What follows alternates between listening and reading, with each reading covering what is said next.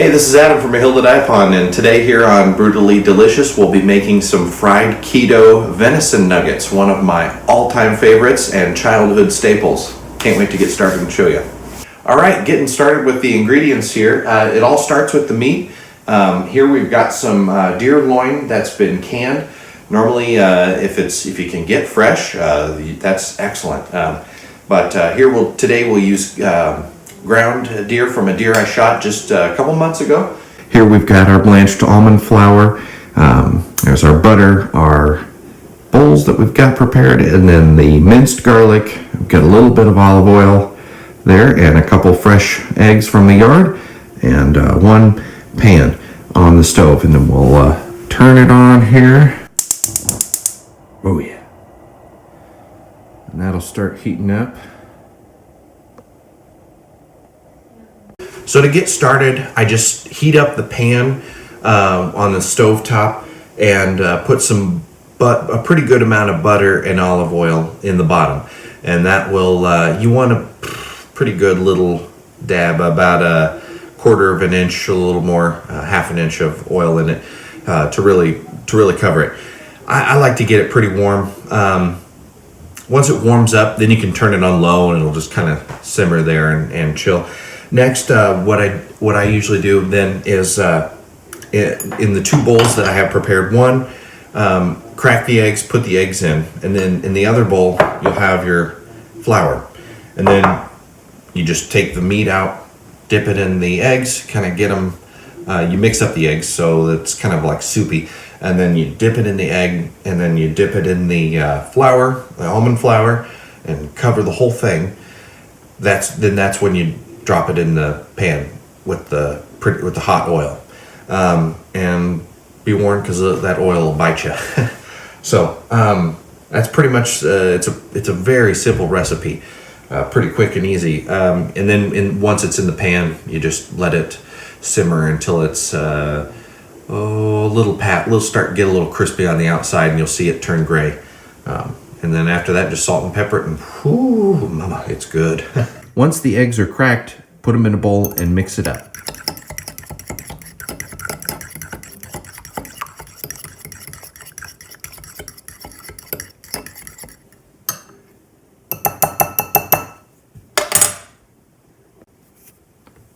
At this stage, we take a break and pour ourselves a glass of Viking blood.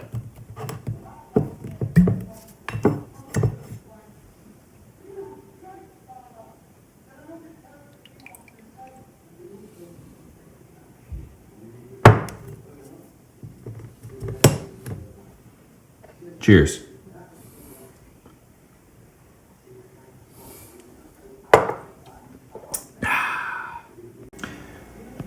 All right, next what I did, I added some black pepper because I love black pepper. You don't have to do this, but I'm just a big fan. And I also added the minced garlic in with the egg. This is actually something new I'm trying, so I'm kind of curious to see how it'll turn out, but I'm pretty confident that I'll dip the chunks of meat in the egg with the black pepper and minced garlic, and then into the almond flour, and then into the pan. So in the pan we've got some butter. Normally I don't use this much butter, but I'm running low on olive oil, so I had to improvise a little. So I used a whole stick of butter, where normally I would use mostly olive oil and not butter. But so this will be curious. I'm interested to see how this will turn out. I've been eating this all my life, and it's amazing. I love it every time. Okay, now our butter and oil are at a nice simmer. It's sounding really good. It's like I said, it's about a quarter of an inch, or I'm not sure what that is in centimeters. It's about maybe a quarter of an inch of it in there, covering the bottom. So now we're all ready to move over here and start prepping our food.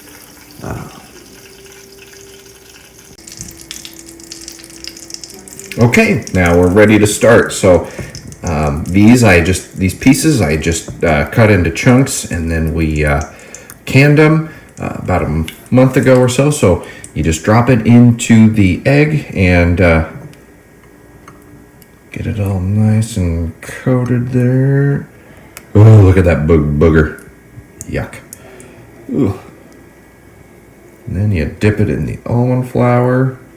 And if you can find fresh meat, this meat kind of falls apart a little bit, but if you can get fresh, then it stays together a little easier, but this will be just great. So then watch yourself, and okay, I had it cool down enough. Normally it jumps out at you and kind of bites you. So, and just keep repeating this process, and don't forget to wash your hands, boys and girls, before you do all this, because that's how the pros do it. All right, here I flipped a couple, and you can kind of see that they're just about done. These are cooking along. So the key is to not let them sit too long, but just the right amount of time. And we got one over here that we're getting ready to flip. But yeah, the fun thing is you can make these as big or small as you want with the cuts. I kind of like them small like this. Little bite-sized things are kind of fun to eat. We always call them deer nuggets. So yeah, that's basically how you make those. This is about the time that I like to start adding some salt and pepper. I'm addicted to black pepper, so if you're like me, go ahead and dump it on. If not, you're a wuss. All right, next I'd like to introduce you to the guy who is providing us with the food here. This fella decided to donate his body to our family and keeping us fed for the rest of the coming year, and we're thankful for that. We're thankful for him and the land that we're able to hunt, and the land that provides, and the amazing experiences that nature gives us. It's truly amazing to year after year see these magnificent animals just in their environment, and it's so amazing, and we're so thankful for the bounty it provides, and we're able to share with those around us, and it's pretty amazing, the cycle of life. So I think this turned out pretty well. I'm pretty happy with the butter and the garlic idea. I think it worked out pretty well. So the meat, as you could tell, wasn't staying together super well, but I think part of that was just because of it being canned and just the type of meat, the type of cut it was, maybe when it was put in and cooked. But if you can get fresh, typically traditionally how we would eat this meal growing up was, it would be what you would have after, it would be from what's called the back strap of the deer, which is the inside of the back on the inside.